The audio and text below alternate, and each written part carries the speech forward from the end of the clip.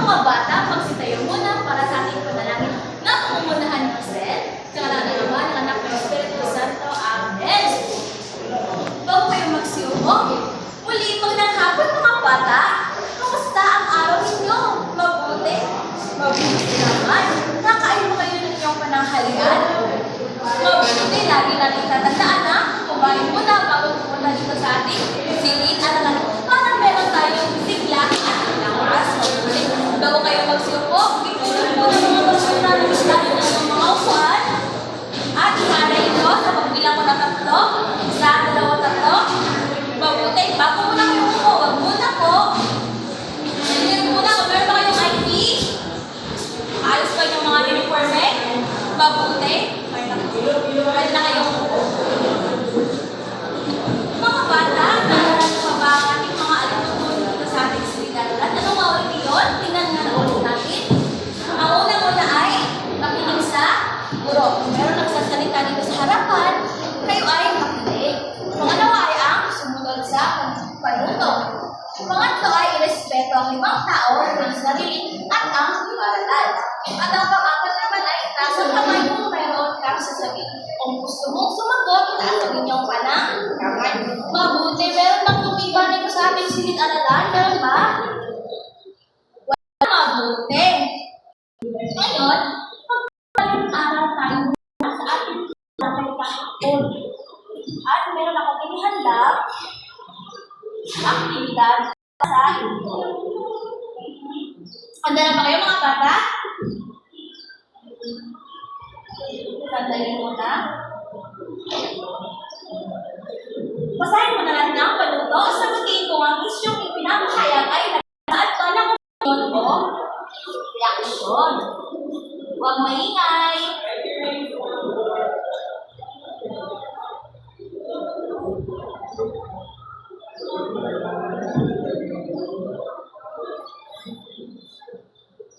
Huwag maingay.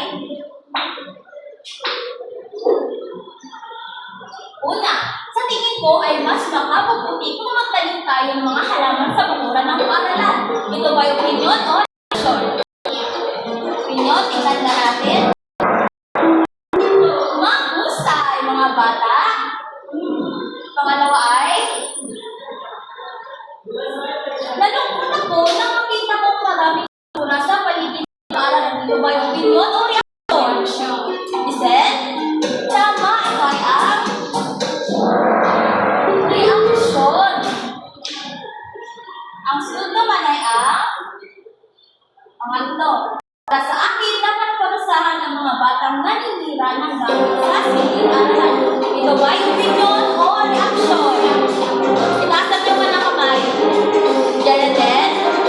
Tingnan nga natin kung ay opinion. Mabuti, ito ay opinion. Sunod naman ay, nagulat ako malabang nasira ang ilang upuan sa silid-aralan. Ito ba ay opinion o reaksyon? Sino yung sagot? Tingnan na yung reaksyon ba? Tama ulit.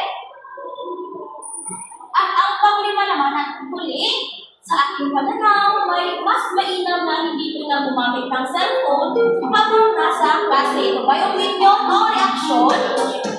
Joanna, tingnan nga natin kung tama ba rin yung sagot.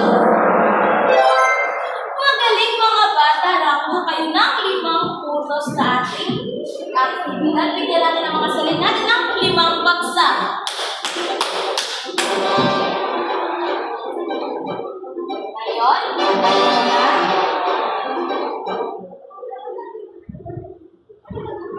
Ngayon, tapos na tayo sa ating balik aral natin ay tiyak ang handa na kayo para sa ating bagong paksa. Pero ang aktibidad ng gagawin. Ito ay pinagmagkatang ating alamin. Meron ako nitong 2 kahon. Ang gagawin niyo sa kahon ay kukunin niyo at kung ano ang nasa loob ng kahon. Sandali lamang mga mata at ipapaskin ko muna ito sa harap. Huwag maingay po.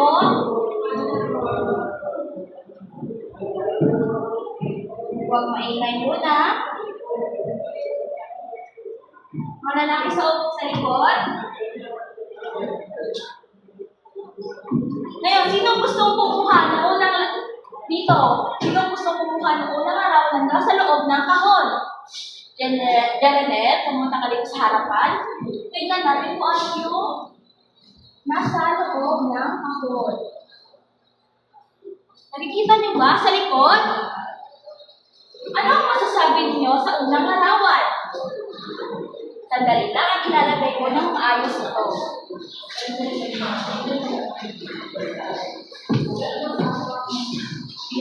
Sa pangalawang larawan naman, sinong gustong kumuha? Archie, pumunta ka dito sa harapan. Tingnan natin.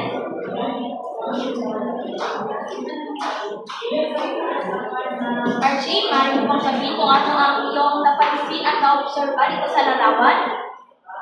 Ngayon, mga bata, ano ang kaibahan ng bawat larawan na ipinakita ko dito? Sabi Sarah. Lernel, magaling. Sa unang larawan, anong nararamdaman mo kapag may nagkwento sa'yo ng isang magandang kwento? Claude, bukas ka ng iyong kamay? Tama. Sa pangalawang larawan naman, nakanood na ba kayo ng palabas na may natutuhan kayo tungkol sa totoong buhay? Archie, magaling. Pangapat ay kapag tayo ay nakikinig sa kwento o nanonood ng palabas tungkol sa tunay na buhay, paano natin may mapakita ang paggalang at malasakit sa mga taong tampo sa kwento? Stephanie, tumas ka na yung kamay? Magaling. Gusto niyo pa ba ng isang aktibidad? Kukunin ko muna mga bata, ha? Huwag munang maingay. Huwag munang maingay, mga bata. Ngayon, bago ako magsimula, para sa ating sunod na aktibidad, meron akong dala. Alam niyo ba kung ano ang bagay na ito?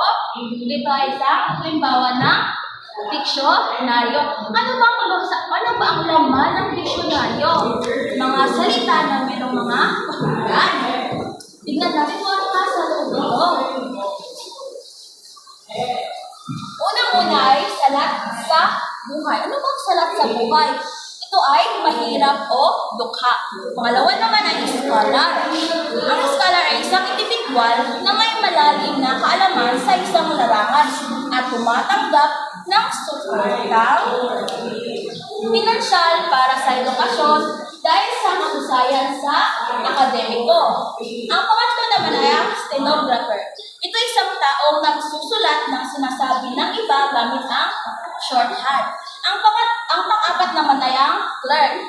Ito ay taong nagtatrabaho sa opisina na karaniwang responsable sa mga gawain tulad ng pagsusulat, pagtatalata, pag-aayos ng dokumento at iba pa.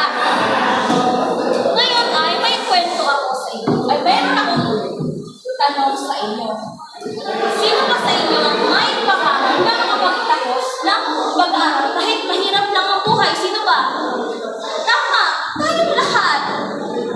Nakarinig na ba kayo ng isang bayani na hindi lumaban gamit ang espada o baril, pero malaki ang nailambang sa bayan? Sino ba? Yung mga bayani natin hindi gumamit ng espada o baril. Sino ba? Meron ba kayong mga nalalaman? Tumaas ka ng kamay mo, Giselle. Si Dr. Bizarre. Sino pa ba? Tama, magaling. Paano kaya kung may kapansanan ang isang tao, makakatulong pa rin ba siya sa bayan kahit merong kapansanan? Jernel? Oo, bakit Jernel? Magaling, sumasang-ayon ka ba riyon? Stephanie? Mabuti. Ngayon, meron ako inihandang talata sa inyo.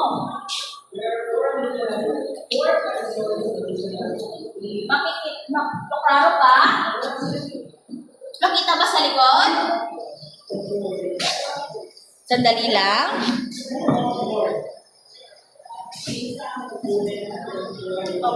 Siguro muna ang magbabasa tapos kayo naman.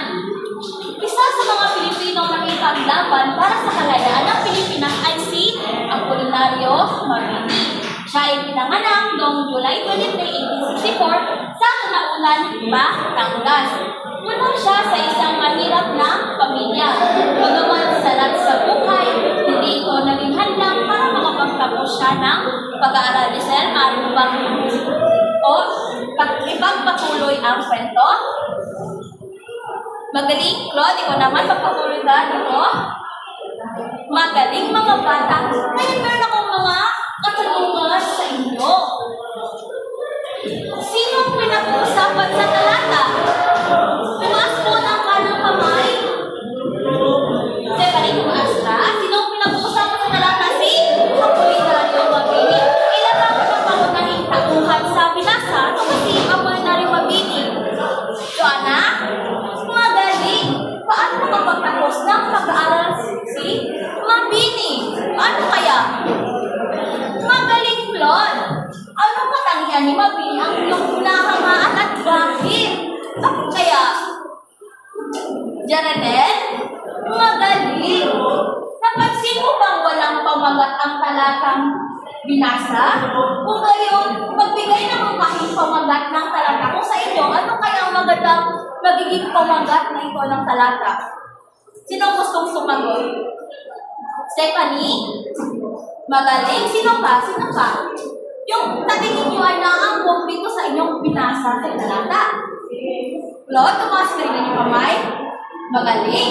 Sa iyong palagay, ano kaya ang layunin ng author o ang mayakda sa pagsulat ng talata iyong binasa? Bakit niya ito isinulat?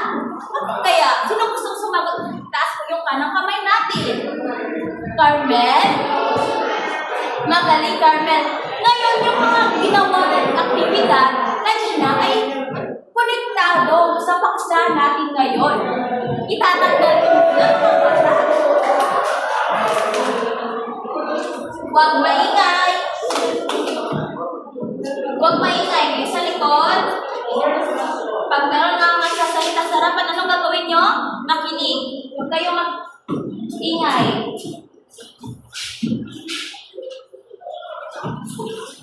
Ang tatalak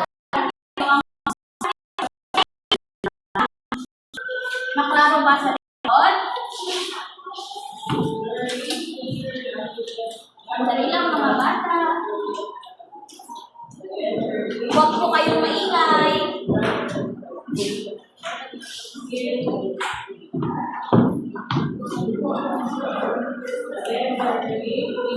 Maklaro ba?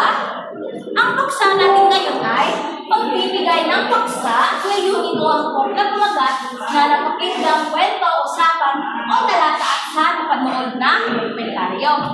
Pero na meron tayong layunin.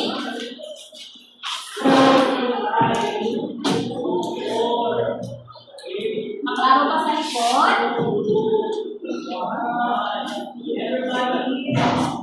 Pagkatapos ng aralin ito, ang mga mag-aaral ay naasahan. Unang hanay, pakibasa nga. Salamat. Pangalawang hanay, pakibasa letrang D.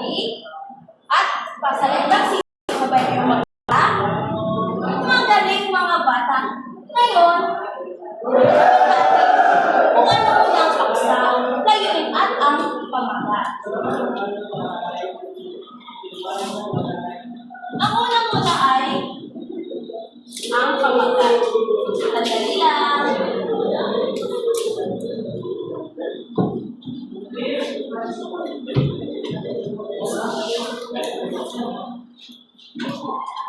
Ano ba ang pamagat? Ang pamagat, ito yung kumakatawan sa buong nilalaman ng isang akda o teksto. Dito umiikot ang kabuuan ng kwento. Ang dalawa naman ay ang paksa. Ano kaya ang paksa mo?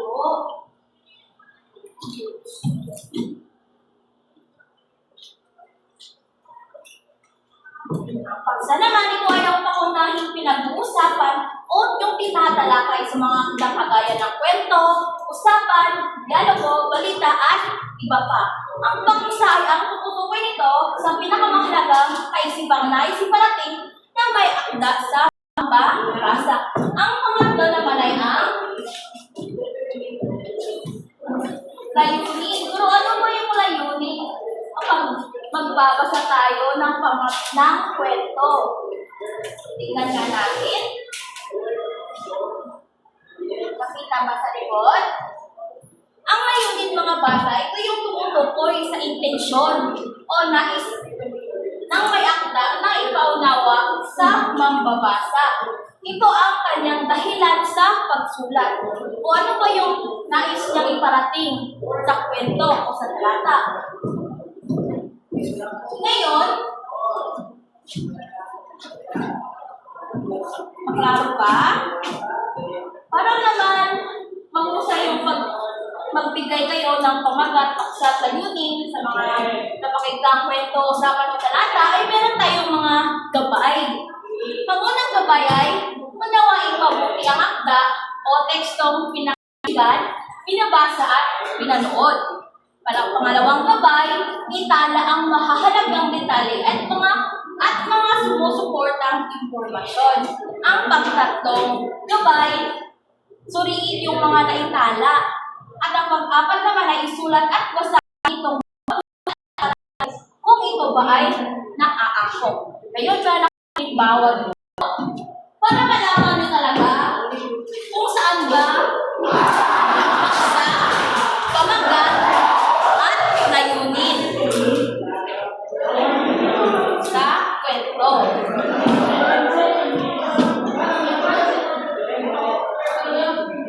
Huwag maingay.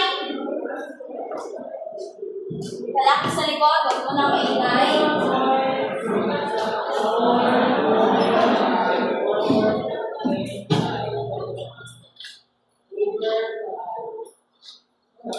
Isang gabi, isa to sa himbawa ha, isang gabi sa tabi ng ilog. Habang papalubog ang araw, nagtitipon-tipon ang mga batang taga-barangay sa tabi ng ilog upang maglaro. Nila na maraming basura ang kalutang-lutang sa tubig. Hindi na maganda ang amoy ng ilog at may mga isang patay na lumulutang. Si Andoy sa mga at sinabi niya, dati dito tayo lumalangoy, ngayon hindi na mali. Dati gumawa ng paraan. Kinausap nila ang kanilang mga magulang at barangay official. Pagkaraan ng isang linggo, sama-sama naglinis ang buong barangay, binalikan ng mga batang ilaw at nakita nilang unti-unti bumalik ang ilaw ng tubig. Sa binasa natin na kwento, saan dito yung paksa muna? Ano ba yung pinag-uusapan sa kwento? Ano kaya? Darnel? Mabuti. Ano naman ang layunin ng kwentong ito? Ano ang intensyon o at nais iparating ng gumawa ng kwento? Ano kaya? Isel, mawas ka na inyong kamay. Magaling. Kung kayo ay gagawa ng pamagat, ano kayang angkop na pamagat dito sa kwento ito? Kung hindi ito yung pamagat, ano sa inyong tingin ang angkop na pamagat? Lord, mawas ka inyong kamay. Magaling mga bata. Ngayon mga bata, meron ba kayong mga katanungan pa tungkol sa ating paksa ngayon? Ano nga ulit yung paksa? Yung paksa ay yung pinag-uusapan. Ano ba yung nasa loob ng kwento na inyong binasa? Ang pamagat naman, ito yung nilalaman ng isang akda. At ang layunin naman, ito yung intensyon o nais iparating ng may akda sa mambabasa. Dito sa binasa natin isang gabi sa tabi ng ilog, ano kayang gusto iparating ulit ng may akda? Gusto nyo iparating na dapat tayong maglinis para yung ilog ay manda, di ba? Para makalukoy din sila. Ngayon mga bata, sandali lamang. Dahil wala na kayong mga tanong, ay meron tayong gagawing aktibidad. Maaari ko ba itong tanggalin?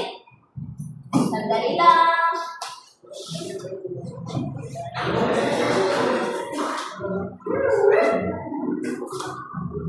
Tatanggalin ko muna ito mga bata.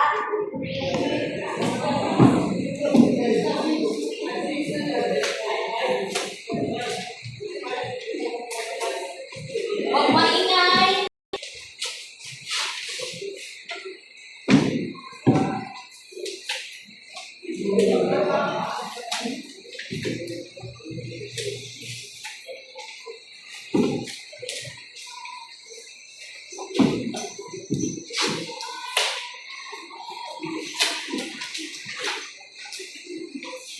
ko huwag maingay. Bakit may nagsasalita sa likod? Sino yun sila?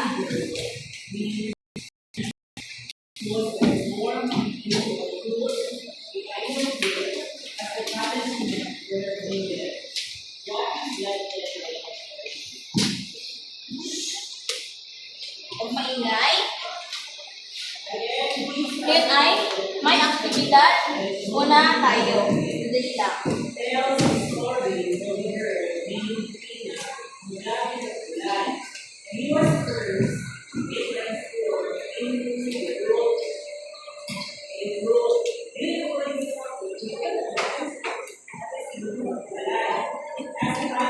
Maklaro ba sa likod? Ganun tayo. Sa aktibidad na naman. Ito ay pinamagandang ating alamin. So, babasahin ninyo ng mabuti ang kwento. Pagkatapos, sagutin ang mga tanong sa ibaba. Basahin niyo sabay-sabay. Magaling. So, meron akong mga katanungan. Tungkol saan ang nabasa ng dokumentaryo? Ano ang nararamdaman mo pagkatapos mabasa ang dokumentaryo? Anong ibig sabihin ng isang araw lamang kami sagana sa konteksto ng buhay ni Mang Cardo at ng kanyang pamilya? Stephanie? Magaling. Kung ikaw si Cardo, masaya ka rin ba kahit isang araw lang or isang araw lamang sagana? Bakit? Joanna? Masaya ka ba kapag isang araw lang kayo nakakain ng pagkain? Hindi, di ba? So, anong dapat niyong gawin? Magaling. Kung ikaw si Cardo, paano kung paghahandaan ng inyong kita upang matugunan ang mga pangangailangan sa araw-araw at makapag-ipon para sa hinaharap? Jarnel? Magaling. Ngayon, meron naman akong mga tanong sa inyo. Okay, tukuyin natin. Ngayon, mula sa dokumentaryong binasa ninyo kanina, ano ang paksa ng kwento itong isang araw lamang sagana? Ano kaya yung paksa tungkol saan ang dokumentaryo? Pangalawa ay, ano ang layunin ng kwento? Ano kaya ang layunin ng nais parating ng mayakda? Joanna? Magaling. Ano ang maaaring maging pamagat ng kwento? Kung hindi yung isang araw lamang sagana, para sa inyo, ano yung angkong na pamagat para sa inyo? Giselle, bawas ka ng inyong kamay. Magaling, Giselle. Ngayon mga bata, ay ipapangkat ko kayo sa tatlo. Ito yung unang pangkat, pangalawang pangkat, at pangatlong pangkat. So, ang gagawin ng unang pangkat ay magsasadula kayo. Ay, pinamagatang isadula mo. Isadula mo sa panila, Lisa at Marco at ipaliwanag ang paksa at layunin ng kanilang pag-uusapan. Huwag kayong mag-aalala. Nasa akin yung script para kay Lisa at Marco. At nandito rin ang inyong rubrics, kaya basahin nyo na mag-iigit. Ang pangalawang grupo naman, huwag maingay, may nakinig ako nagpupulungan sa likod. Sa pangalawang pangkat, ang inyong gagawin ay namagatan itong tayo'y malikhain.